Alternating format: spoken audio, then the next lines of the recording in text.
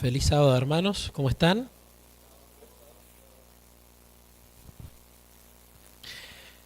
Bueno, ¿de qué vamos a predicar hoy? Creo que está bastante relacionado en cierto sentido a cómo ayudar con respecto a algunos de los temas que toca este pequeño librito, pequeño gran librito diría, misionero, de la clave del cambio. No sé si lo han leído. La verdad que en lo personal cuando lo leí el capítulo de la ansiedad, si lo hubiera subrayado hubiera sido de un solo color para mí ese capítulo. Y realmente ayuda mucho a verse en el espejo, ¿no? Hablando de eso, recuerden que tenemos también el curso para dejar de fumar, que va a comenzar esta semana que viene, del 12 al 16 de mayo a las 20:30 horas, por si quieren invitar a alguien más, siguen abiertas las inscripciones. Y de lo que vamos a hablar hoy, el título es la práctica de la presencia de Dios. ¿Qué es la práctica de la presencia de Dios? ¿Por qué es importante para el cristiano? El primer texto que vamos a leer, que van a ser dos textos disparadores, se encuentra en Evento de los Últimos Días, en la página 63, y habla muy cortito de uno de mis personajes favoritos de la Biblia, de Enoc. Elena empieza con una pregunta y dice, ¿cómo caminó Enoc con Dios? Y seguido está la respuesta. Educó su mente y su corazón para sentir siempre que estaba en la presencia de Dios. Y en otro de los textos, en el Ministerio de Curación, en la página 510, el Espíritu de Profecía nos dice que al permitir que nuestra comunión con Dios se interrumpa, perdemos nuestra defensa. Entonces veamos los dos textos. Comunión con Dios que debería ser un continuo. En el punto del día que se interrumpa, yo ya empiezo a perder mi defensa. ¿Y dónde estuvo el secreto de Enoc para ser el mejor amigo que Jesús tuvo en toda la historia? Incluso más que Moisés, incluso más que Juan, incluso más que Pablo. En educar su mente para ser consciente de que Dios estaba con él todo el tiempo en el aquí y en el ahora. Fíjense que acá la importancia es que el ser consciente de la presencia de Dios no es un don. No es que uno puede orar y pedirle a Dios, quiero ser consciente de tu presencia todo el tiempo. No, es como pedirle, quiero orar, o como pedirle, quiero estudiar la Biblia. Esa parte es la que me toca a mí. Y en el caso de Enoc, como a nosotros, nos toca educar nuestra mente y nuestro corazón para ser conscientes en el aquí y en el ahora que Dios está conmigo. Y eso es lo que hace toda la diferencia. La conciencia de su presencia. El vivir en el presente, pero pensándolo a Él. Un ejemplo de la Biblia, por ejemplo, que tenemos que le costaba vivir en el presente y que vivía constantemente preocupado y culposo por el pasado y ansioso y preocupado por el futuro, era Jacob.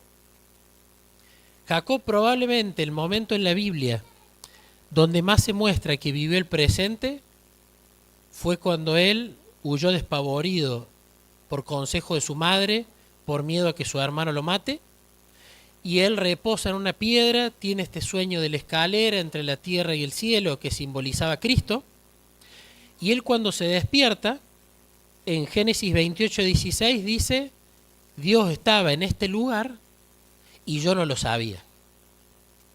Sabemos que Dios está en todo lugar, todo el tiempo. ¿Cuál era la diferencia acá? Jacob no estaba siendo consciente de que Dios estaba con él ahí.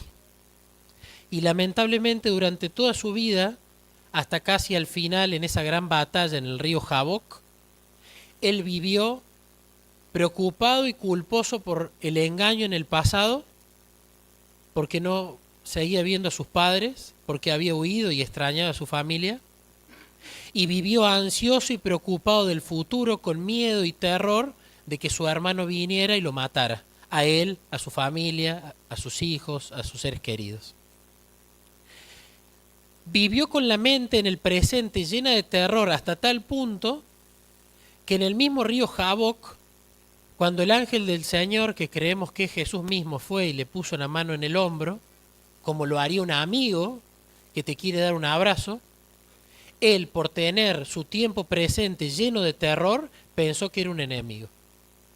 Sabemos lo que simboliza el tiempo de angustia, la batalla para la introspección personal, pero qué distinto hubiera sido la historia si Jacob hubiese estado consciente de que Dios estaba con él y hubiese prestado atención a quién era el que lo buscaba.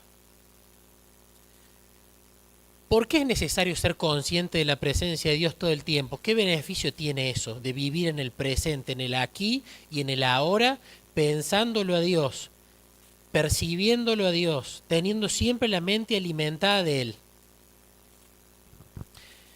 Isaías 26:3 nos dice una frase muy linda de esto.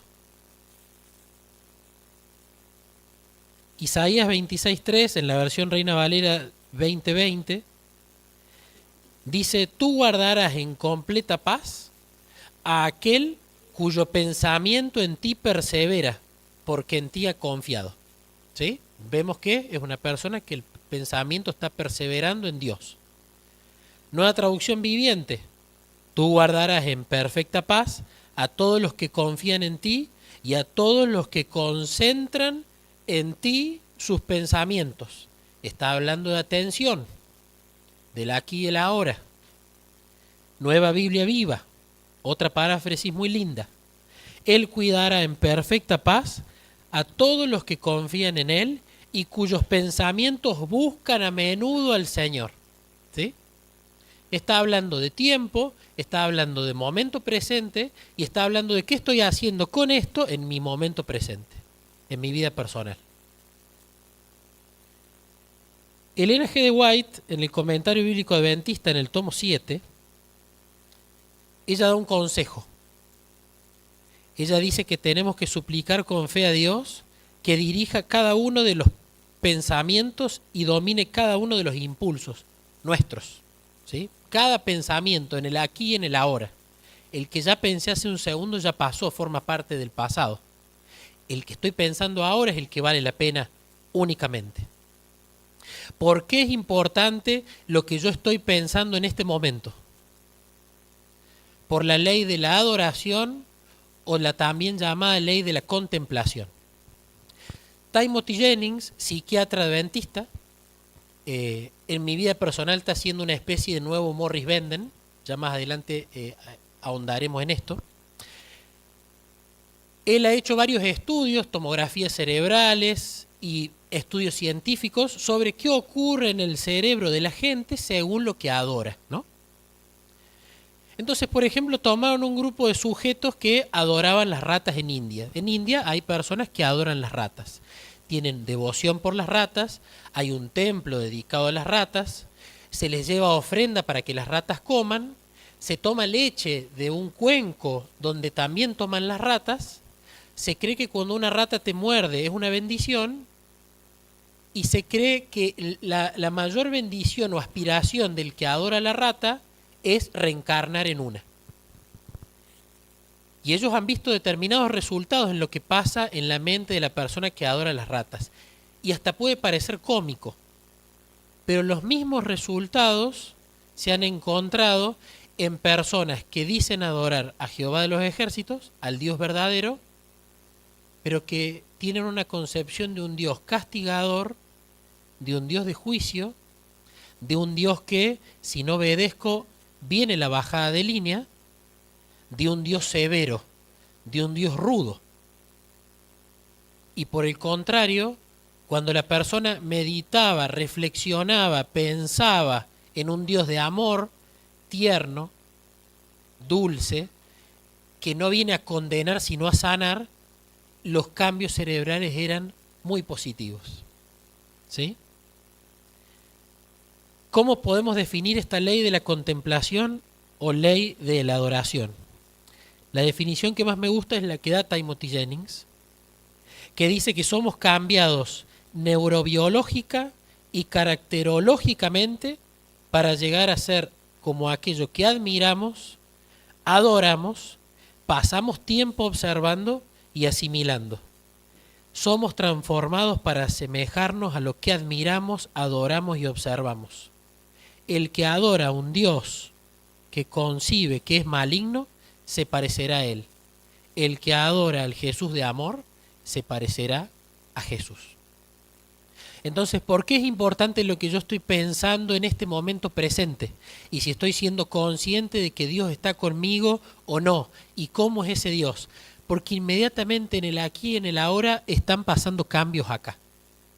Y sobre todo los estudios muestran que ese cambio son hechos en el lóbulo prefrontal, el cual luego es el que usamos para tomar las decisiones. Hay cambios musculares allí. ¿Qué enseñó Jesús acerca de ser consciente de su presencia, de la importancia de ser consciente de su presencia? Y con esto vamos a terminar la primera mitad del sermón, que es introducir el qué es la conciencia de la presencia de Dios, para qué sirve y dónde lo explicó Jesús. La segunda parte va a abordar algunas técnicas para poder lograrlo y minimizar distracciones. Parábola de la vid. En el deseo de toda la gente, en el capítulo que habla de la parábola de la vid, dice Elena de White que esta parábola, que está en Juan, Dios la dio, Jesús la dio al final del ministerio. ¿Por qué eligió darla al final del ministerio? Dice Elena. Porque quería explicarle a los discípulos la clase de relación espiritual que iban a tener que tener con Él una vez que Él ya no estuviera. Es decir, una vez que ya no fueran conscientes de su presencia física con ellos y tuvieran que aprender a ser conscientes sin verlo. Por eso el Evangelio de Juan, si ustedes ven, está escrito en su mayoría para la generación que no iba a ser apóstol, no iba a ser discípulo y que no iba a conocer a ningún discípulo de Jesús, ni tampoco a él personalmente, sino que iba a tener que ser bienaventurado por creer sin ver. Fíjense que en el Evangelio de Juan, todo milagro, ninguno es por el toque, todo es por la palabra, a distancia, para demostrar que tanto su presencia física como la conciencia de su presencia espiritual es igual de efectiva. Punto importante para mencionar. Muchas veces podemos entrar en una tradición. No somos nosotros impermeables a las tradiciones. Muchas veces podemos creer que en el cristianismo lo importante es ese buen culto a la mañana. Y es importante el buen culto a la mañana. Pero el cristianismo no funciona como una batería de litio. ¿Cómo funciona una batería de litio en mi teléfono celular? Si yo me levanto y está 0%, hoy en día con la carga rápida, lo pongo a cargar y en media horita, una horita, horita y pico, si no es tan rápida la carga, ya tengo el 100%. ¿Qué hago después? Lo descargo y luego no lo cargo más porque durante el día tengo batería. El cristianismo no funciona bajo ese principio. Funciona bajo el principio de una computadora de escritorio. La computadora de escritorio, salvo por supuesto que tenga un UPS o un generador o algo por el estilo, va a permanecer encendida siempre y cuando la conexión del cable a la corriente eléctrica permanezca, como dice la parábola de la vid. Yo que trabajo con computadoras, a veces que me ha pasado de patear el cable y desconectarse, ahí no hay tutía. Se apaga y ahí viene el lamento de que quizás perdí el trabajo si no lo guardé, pero no pierdo el tiempo lamentándome lo que fue el pasado. Qué descuidado fui que pateé el cable o me deprimo porque el cable fue pateado. No, utilizo mi tiempo presente en restaurar esa conexión. En el cristianismo es igual. En lo que yo me tengo que ocupar es en estar conectado con Jesús desde que me levanto hasta que me acuesto. Y si hay un momento en que me desconecté y perdí mi defensa, voy y me conecto de nuevo. No me lamento por el pasado, ni me pongo ansioso u obsesivo por qué va a ser a futuro si me voy a volver a desconectar.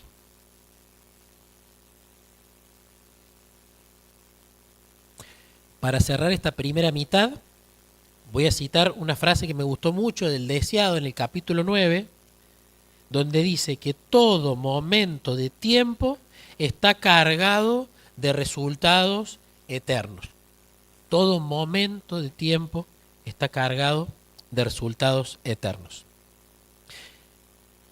Segunda parte del sermón. ¿Qué vamos a ver ahora? Que es la práctica de la presencia de Dios. La práctica de la presencia de Dios es un ejercicio espiritual que es el más simple de entender y el más difícil de practicar. Es ser consciente de que Dios está contigo en el aquí, en el ahora, todo el tiempo. Es pensarlo, es toda actividad tenerlo a Él acá. Es muy simple, lo puede entender cualquier persona. El problema no es entenderlo, el problema es evitar todos los distractores que lo que hacen es desconectarme fácil para que yo pierda la conciencia de su presencia, empiece a querer funcionar por mí mismo y más tarde o más temprano, cuando termino cayendo, me doy cuenta que en algún punto del tiempo previo me desconecte. Los que les voy a brindar ahora no son necesariamente todos los distractores y quizás no son los más importantes, pero son los que al menos en mi experiencia y en las experiencias que conozco de otras personas más han ayudado a desconectarnos de Jesús. El primer distractor es las tareas cotidianas, ¿sí? Las tareas cotidianas que las tenemos automatizadas. Quiero creer, y sería bueno, que todos los días nos levantamos, vamos al baño, nos lavamos la cara, a lo mejor nos bañamos o nos bañamos la noche anterior, nos lavamos los dientes, el desayuno, que hice la cama, que me puse desodorante, que me vestí, que empiezo a ordenar quizás los platos que quedaron para secar del día anterior o los que no quise lavar en la noche, que la ropa para lavar, que la ropa para tender, que la ropa para levantar de la soga. Hay un montón de tareas que uno tiene automático en la vida y que ocupan mucho tiempo. Las compras, las idas a lugares, las vueltas a lugares. Y cuando uno funciona en modo automático, lo cual es bueno porque le ahorra energía al cerebro, el problema es que puede estar haciendo algo y pensando en cualquier otra cosa. Y usualmente cuando estamos en las tareas cotidianas, estoy pensando o en el ayer o en lo que viene más adelante. Y si es a la mañana, usualmente en lo que tengo que hacer. Entonces la mente, por más que exteriormente parezco productivo porque estoy haciendo muchas cosas en un modo Marta, por dentro mi mente no está en el aquí y en el ahora. Está en el pasado o está en el futuro. ¿Qué consejo puede servir para empezar a entrenar la mente, a educarla, como hizo Enoc, en que la mente y el corazón sea consciente de la presencia de Dios en el aquí y en el ahora, con todas las tareas domésticas de todos los días? Josías, en Segunda de Reyes, capítulo 22. ¿Qué pasó aquí? Descubren los libros de la ley y de repente le vienen y le dicen a Josías: descubrimos estos escritos y te los vamos a leer. Y Josías, atentamente sentado, se pone a escuchar cada libro de la ley que le fueron leyendo. Y él fue en su mente reflexionando. El aquí y el ahora de Josías era razonar, pensar, meditar, reflexionar lo que le estaban leyendo. Y cuando él hizo eso, se dio cuenta de que estaban haciendo cualquier cosa y de que había que hacer grandes reformas. Y las hizo, gracias a Dios las hizo. Lo mismo pasó en Esdras, en el capítulo 8 de Nehemías. Le leían a la gente lo que podríamos decir la Torá, y la gente estaba escuchando atenta. E incluso tenían ciertos grupos de maestros que, para los que no entendían tan bien lo que se estaba diciendo, era una especie de maestro de escuela sabática, podríamos decir, que le explicaba un poco mejor el concepto del libro. La gente atenta en su mente, viviendo el aquí y el ahora, escuchando la palabra de Dios y reflexionando sobre eso y preguntando cuando no entendía. ¿Qué mejor que eso? Marta y María, en Lucas capítulo 10. Acá vemos lo mismo. Marta estaba haciendo todas las tareas domésticas que a nosotros también nos tocan. Pero había una diferencia con María, que la vamos a ver más profundamente adelante. Marta en su aquí y ahora, en su momento presente, en su mente, no estaba pensando y reflexionando lo que Jesús estaba diciendo al grupito que había ahí. Estaba atareada por las tareas que estaba haciendo. No estaba siendo consciente de la presencia de Jesús ahí, en absoluto. ¿Qué herramienta sirve mucho para esto? Yo lo que les recomiendo es, mientras hacen esas tareas diarias, pueden, por ejemplo, escuchar una audiobiblia. Hay una audiobiblia que me gusta mucho, que se llama Audiobiblia Dramatizada NTV. ¿Qué tiene de lindo esta audiobiblia? La NTV es una versión parafraseada muy linda, muy fresca. Al estar dramatizada, no es el tono de voz, y aquí vino Jehová y dijo, que es lineal y a veces nos puede dormir. Es una historia que está dramatizada, que tiene música de fondo, que los actores viven la historia.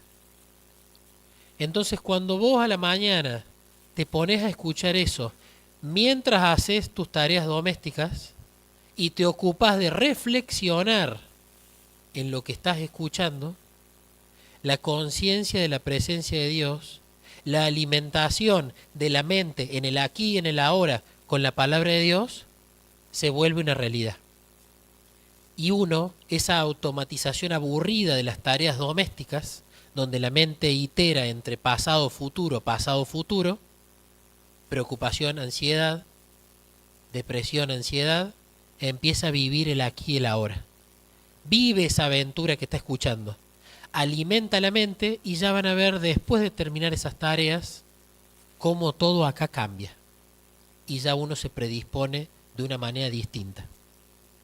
¿Podemos orar también? Por supuesto que se puede orar. Y sería bueno orar todo el tiempo. Pero cuidado, porque muchas veces en la rutina, como no tenemos un tiempo para estar concentrados y sentados, la oración se convierte entre que hablo con Dios y entre que pienso. Entre que hago una rumia mental negativa todo el tiempo pensando que allí estoy orando. En cambio, cuando estoy escuchando una historia bíblica, no solamente dejo que eso toque mi corazón, sino que también puedo ir orando en el transcurso y puedo ir meditando en lo que esa historia está diciendo. Primer distractor, las tareas cotidianas. Vamos al segundo distractor. El segundo distractor, que me toca mucho en lo personal, lo llamaría la obsesión de la productividad constante. La obsesión de ser productivo todo el tiempo, porque si no estoy siendo productivo, pasa algo acá que no me hace sentir bien conmigo. Me gusta lo que leí hace poco, el tener a la velocidad como un ídolo. Nunca lo había pensado así. En el deseo de todas las gentes, creo que es el capítulo 6, 7 o el 9, donde habla de la niñez de Cristo y de la adolescencia. Elena cuenta el gran error que tenía en la educación rabínica. Y ella lo diferencia en blanco y negro de una manera muy buena. Ella dice que la educación rabínica al alumno se lo llenaba constantemente de conocimiento, todo el tiempo, estudio, estudio, estudio.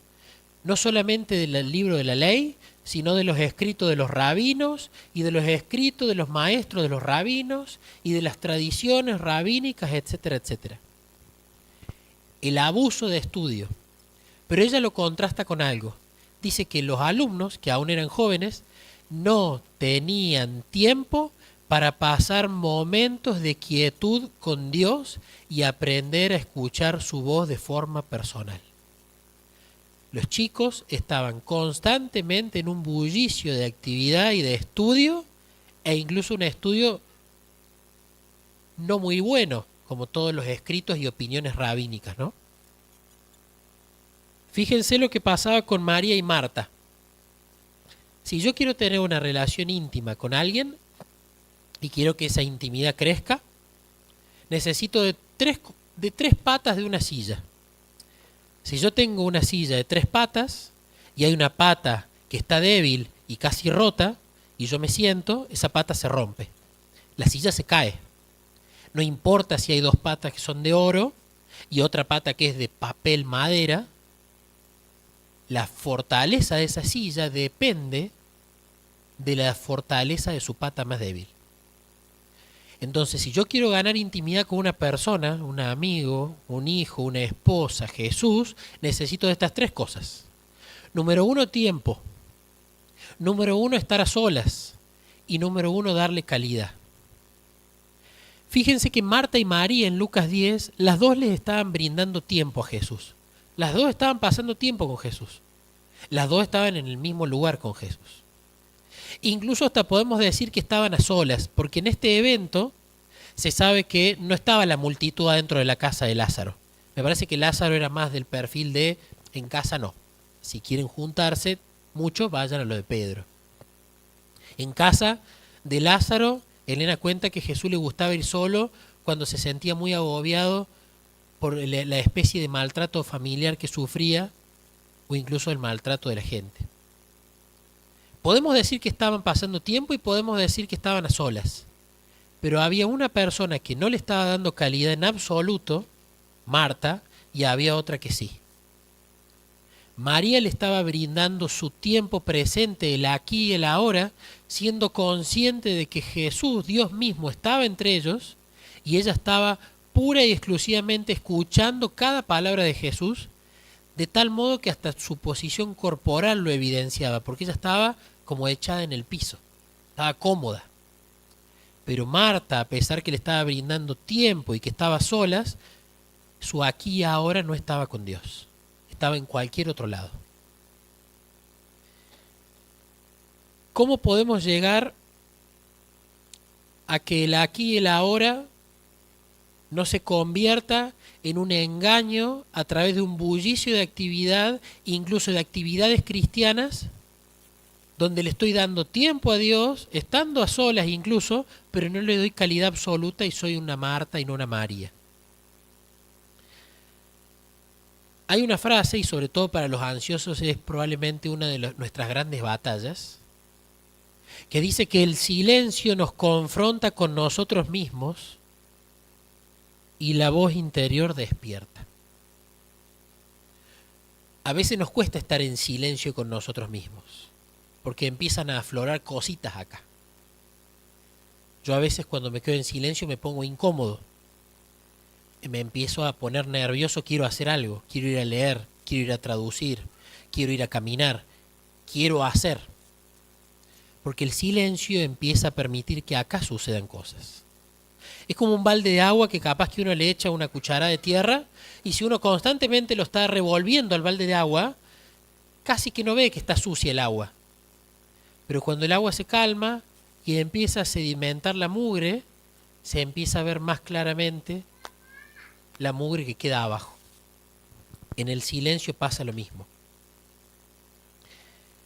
Les voy a contar un testimonio pequeño y acá va a venir la parte práctica de qué es lo que más me ha servido a mí, qué he leído que le ha servido a muchos otros de practicar esto. En la última reunión de oración que hicimos este sábado, el último sábado de abril, en uno de los momentos que me fui a conversar con Jesús afuera, me fui a sentar y me puse a charlar de qué cosas no estaba disfrutando con él. Tema de charla. Y en un momento, en esa quietud, en esa charla sin esfuerzo, ahí vino el flechazo al corazón, ¿no? Esa impresión a la mente que muchas veces el Espíritu Santo hace. Y me había recordado que antes de mudarnos a la casa donde estamos viviendo ahora, mientras los obreros que estaban haciendo arreglos antes de que podamos habitar la casa estaban trabajando, yo me quedaba al frente en una reposera. Y claro, no podía hacer nada. Todas mis cosas las tenía en la otra casa. Entonces tenía que estar en la reposera solo conmigo y con Jesús. Pero esos momentos de la reposera se empezaron a convertir en momentos de mucha reflexión. Y empecé a llevar una hoja y a anotar. Anotar lo que tocaba mi corazón, anotar los temas de charla. Sin libros, sin la escuela sabática, sin el devocional, sin esto, sin lo otro. Después cuando nos fuimos a vivir, yo le dije a Jesús, este va a ser nuestro lugar de encuentro donde me voy a hartar de pasar momentos en silencio con vos. pero el bullicio de la actividad diaria, la mudanza, etcétera, hizo que nunca más llevara la reposera al frente. Y cuando fui a orar esa noche, eso me recordó Jesús. No pasamos tiempo al frente. Te olvidaste de eso. Quiero que vuelvas a hacerlo. Así que inmediatamente, en esa reunión de oración me había llevado un cuadernito chiquito, lo anoté y empecé a forzarme en mi bullicio de actividad, ansiedad y obsesión por la productividad, a quedarme quieto, tranquilo, al frente, Jesús y yo, con mi lápiz y papel. Han sido momentos de lucha, pero cuando uno persevera en el silencio, simplemente pensándolo a Él, conversando cuando aparece algo, viene esa paz que sobrepasa todo entendimiento. ¿Cómo hago esta parte práctica? ¿Cómo la recomiendo? Busca un lugar para pasar tiempo con Él, estando a solas, pero no lleves ahora ningún material de estudio ni de lectura, nada. Vos y Dios, como si no existiese otra cosa en el mundo. Y llévate un cuaderno, llévate una lapicera, un lápiz, y empezá a ser consciente de que Él está con vos, a conversar y a ver lo que te pasa acá. Porque en los silencios empiezan a aflorar cosas feas. A veces cosas lindas, a veces ideas, a veces planes, a veces cosas que duelen, a veces personas, a veces emociones. Pero el estar en silencio tranquilo es muy sanador. Entonces, ¿cómo lidiar con este distractor de la obsesión por la productividad? Estos momentos de silencio donde parece que no hago nada, pero en realidad estoy haciendo y mucho. Distractor número 2. Vamos a ir al distractor número 3. ¿Qué distractor ocurre a menudo y probablemente es el que nos pasa a todos? Las emociones, ¿sí? ¿Las emociones son malas? No, no son malas. Me gusta cómo lo aborda Timothy Jennings en su libro Así de Simple, que es el libro, el único traducido al español, que lo tenemos en Editorial Haces. Él hace como una especie de modelo matemático cuasi estructurado del cerebro espiritual. Y él habla del juicio, compuesto por la razón y la conciencia, y habla de los sentimientos o emociones. Y que el gran desafío es que las emociones no dominen el juicio, sino al revés, de que la razón y la conciencia dominan la emoción.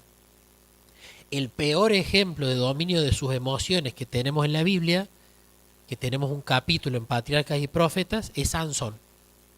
Elena dice de Sansón que todas sus emociones lo dominaban a él, a su razón. Y dice que Sansón no tenía un carácter fuerte, sino un carácter débil, porque toda emoción lo dominaba.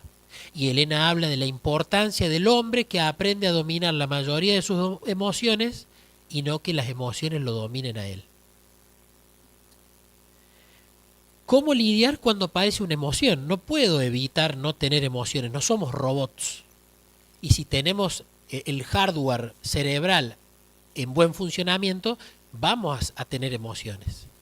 Pero ¿cómo lidio con ellas? En Eventos de los Últimos Días, lo que habíamos leído de Enoc, Elena da una oración más ahí.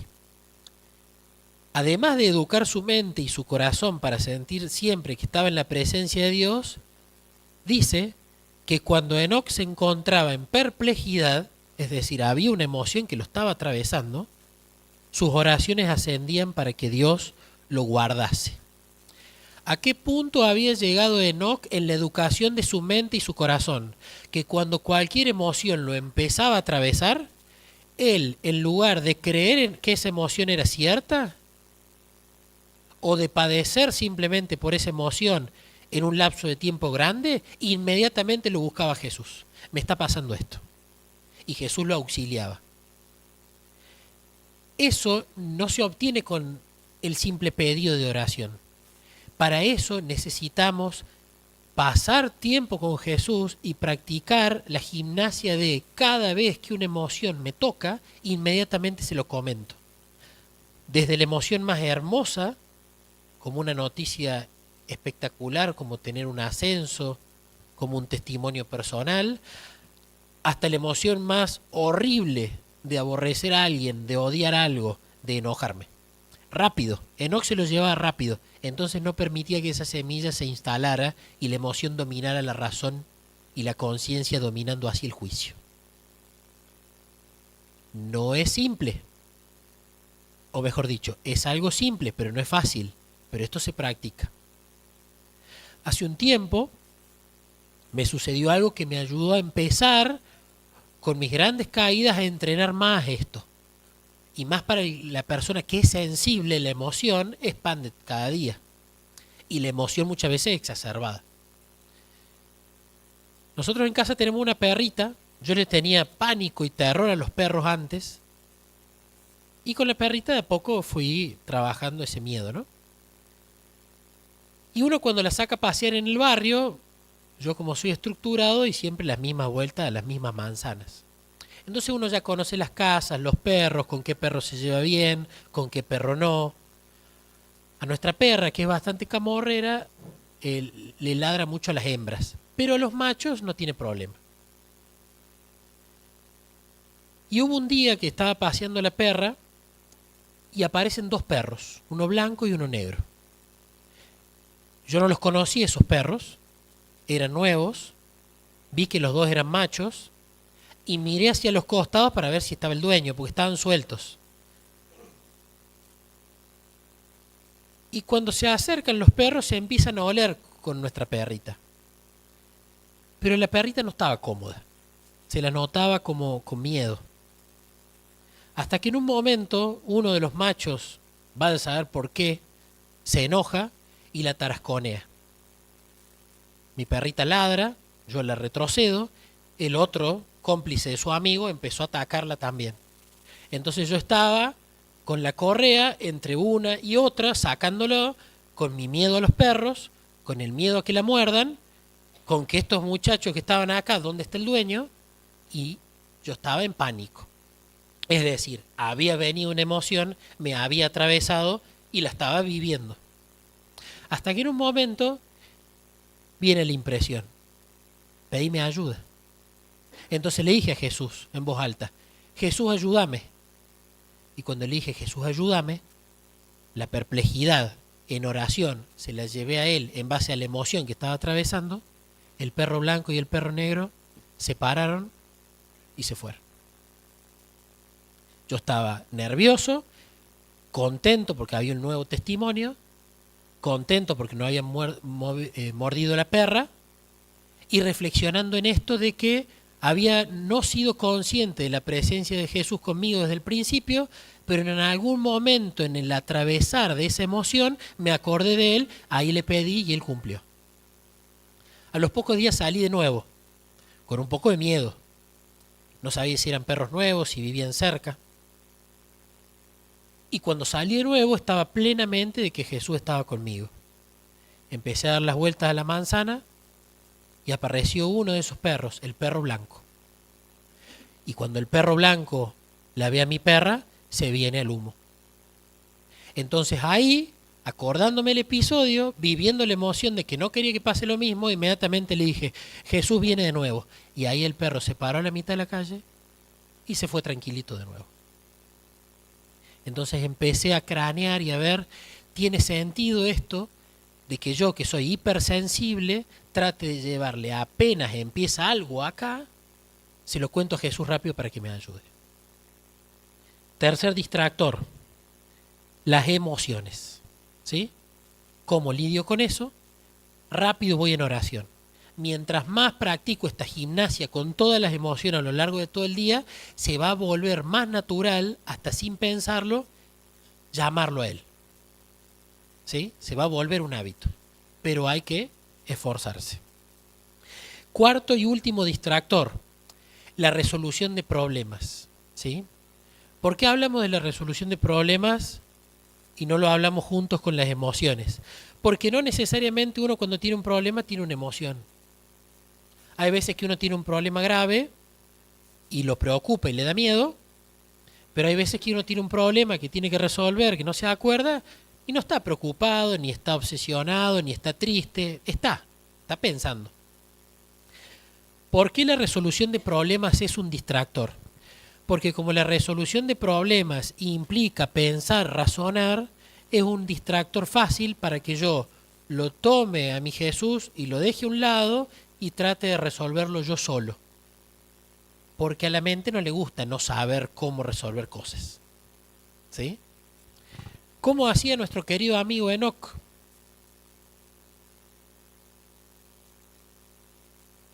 Enoc, aquí en un libro de Elena, que no recuerdo el título, con iniciales RP, dice: Enoc caminó con Dios, honró al Señor en cada asunto de su vida. En el trabajo o en el hogar siempre se preguntaba, ¿agradará esto al Señor?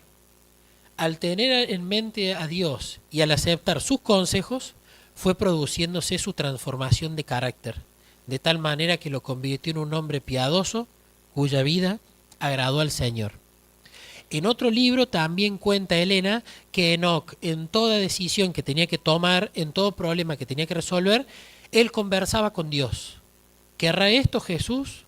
¿Lo resolverá así? Todo problema que él tenía lo llevaba a una conversación. Es decir, lo incluía en la charla. ¿Cómo podemos hacer esto en el día a día? En nuestras agendas diarias. ¿Sí?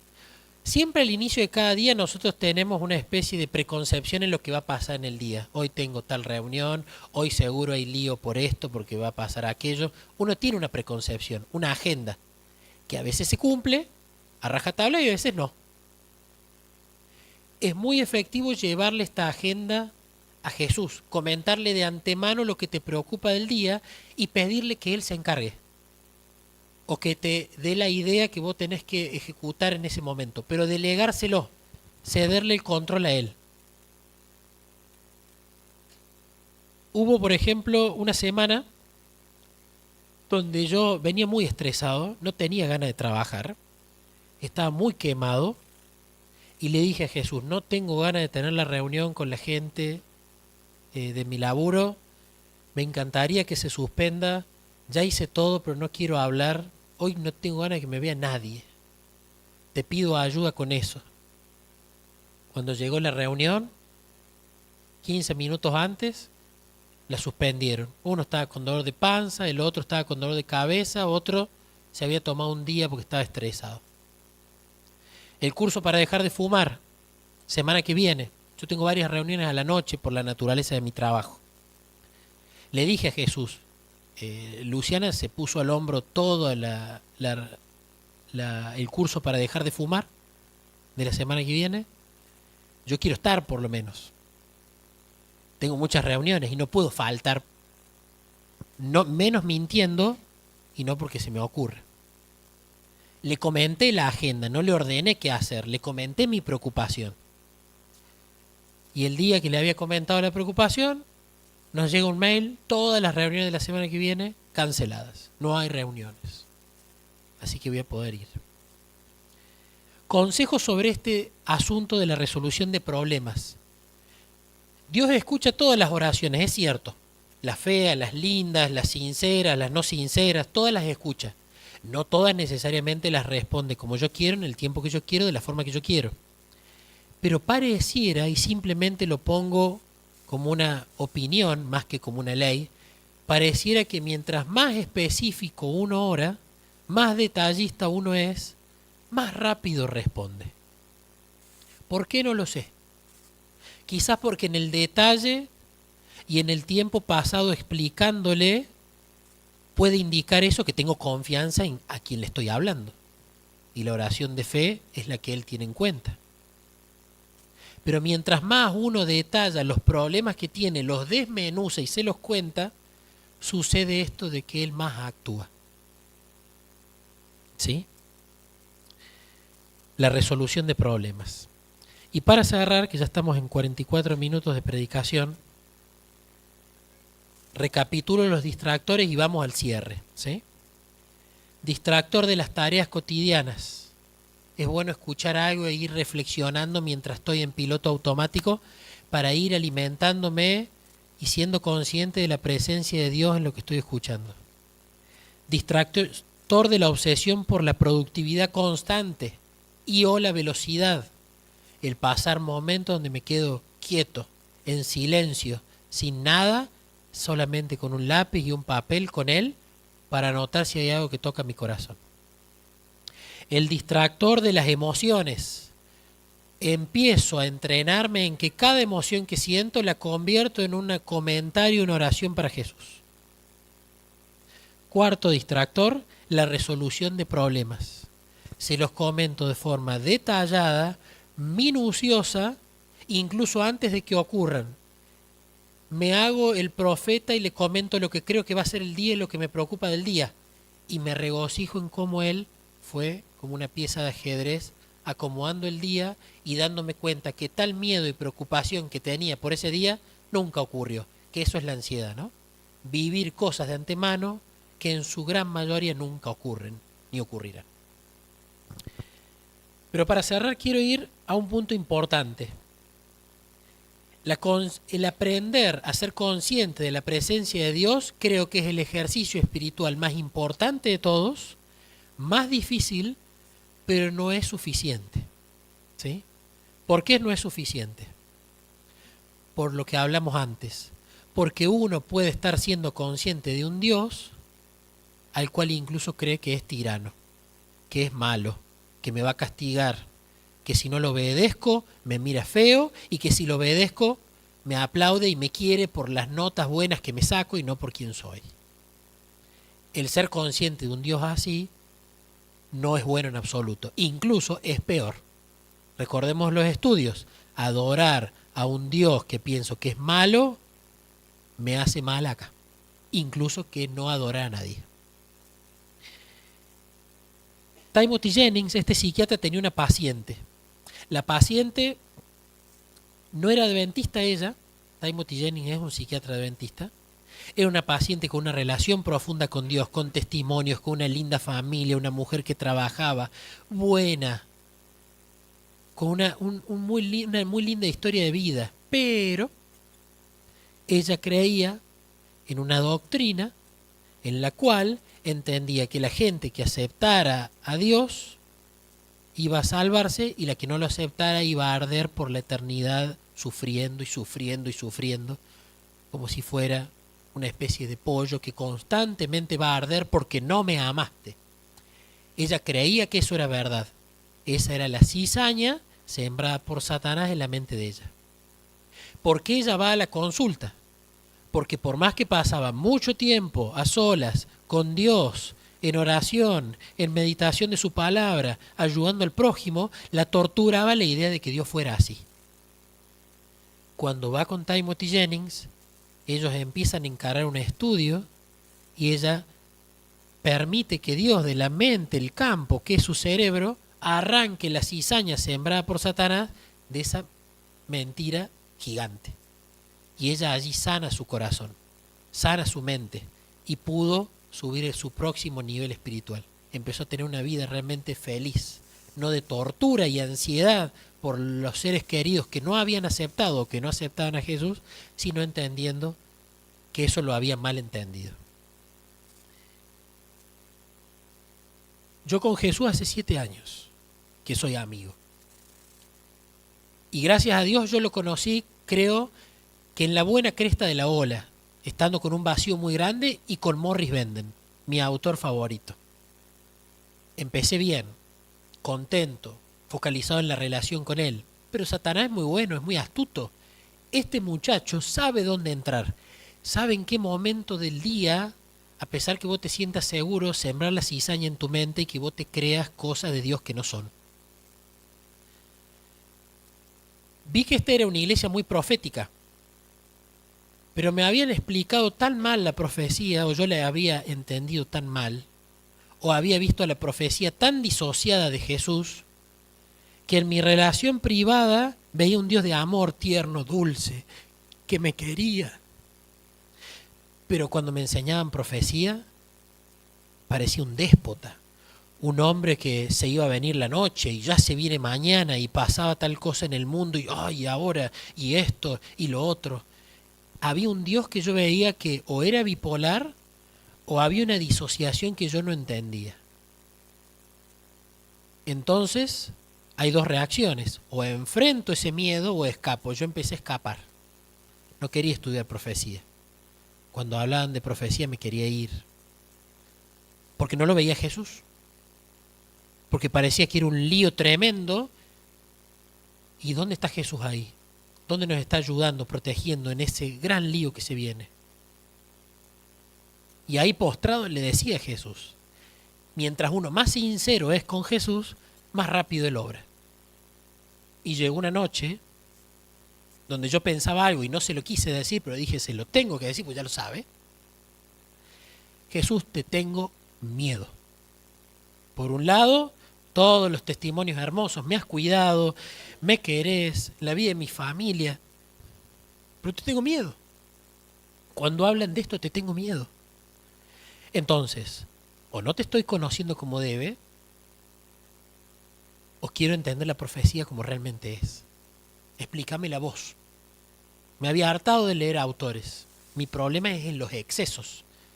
El exceso de lectura, el exceso de todo, la intemperancia es mi principal defecto de carácter. Leía, mientras más leía, más miedo tenía. Hasta que Jesús me condujo a empezar a ir a uno de los pocos libros de profecía escritos por Morris Benden, donde es el único libro de profecía que yo había visto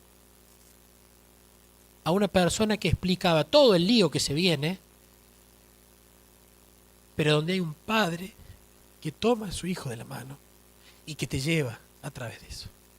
Y vas a ver cosas feas, pero papá está acá, tranqui, yo te doy de comer, yo te cuido. Es feo, va a ser doloroso lo que vamos a ver, pero vamos juntos.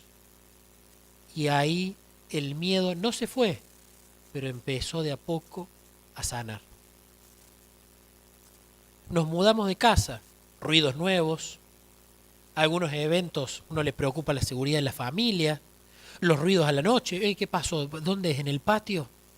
Empezó a aflorar de nuevo esa especie de miedo, ¿no?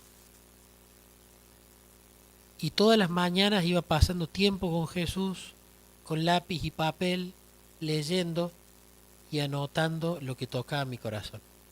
Hasta que una mañana estaba aterrado y le decía a Jesús, tengo mucho miedo. Y lo peor es que no tengo mucho miedo, te tengo miedo todavía. Y esa mañana, haciendo el culto en la computadora, en lo que había leído, vino ese flechazo al corazón que cada uno sabe identificar cuando es Dios que te está atravesando con una espada el alma. Fue, hijo, no me tengas miedo. Fue una frase hermosa en el corazón. Allí me quebré, allí vino la paz y allí Jesús apuntó en que empiece a profundizar en este psiquiatra, en Timothy Jennings. No voy a recomendar que vayan y lean Timothy Jennings, quizás eso sí es para el problema que yo estaba pasando. Y Timothy Jennings ayudó a darme cuenta de un montón de mentiras que me había creído acerca de Dios y que no eran así, que Él no era de esa manera. Cada artículo que leía el miedo se iba, cada artículo que iba una nueva mentira era desterrada y una nueva verdad era sembrada. Al punto que ese miedo se desvaneció. Y ahí entendí algo muy importante que él dice, y sobre todo para los que somos hipersensibles, cuidado con creerte las emociones que sentís. Cuando sientas una emoción, conversala conmigo, llévala a la razón y fíjate qué te digo yo en la voz de tu conciencia. No permitas que te comanden. ¿Por qué voy a este punto? De nuevo, porque es un trabajo de dos partes.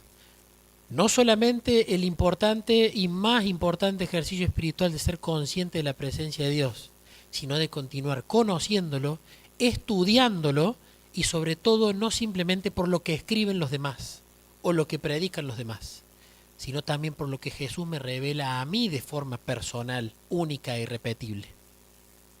¿Sí? Quiero cerrar esta predicación simplemente leyendo un párrafo de un libro de Andrew Murray. El libro se llama El secreto de la presencia permanente. Y Andrew Murray dice, por lo que hemos visto y oído de Jesucristo, nuestros corazones están listos para decirle, como Marta, creo que tú eres el Cristo, el Hijo de Dios. Sin embargo, cuando se trata del punto de creer lo que Cristo nos promete con respecto al poder de la vida de resurrección, de su presencia permanente todos los días y durante todo el día, no nos resulta tan fácil decir, creo que este es el Cristo omnipotente, omnipresente e inmutable, nuestro Dios redentor, que realmente caminará conmigo todo el día y me dará la conciencia incesante de su santa presencia. Aquí Andrew Murray lo que está diciendo, masticándolo, es, sí, sé que muchos de nosotros creemos que Jesús murió con nosotros y que nos ama, pero creo que todavía no nos creemos que Él está conmigo todo el día y todavía no logro el punto de percibirlo las 24 horas. Hermanos, que tengan un bendecido sábado.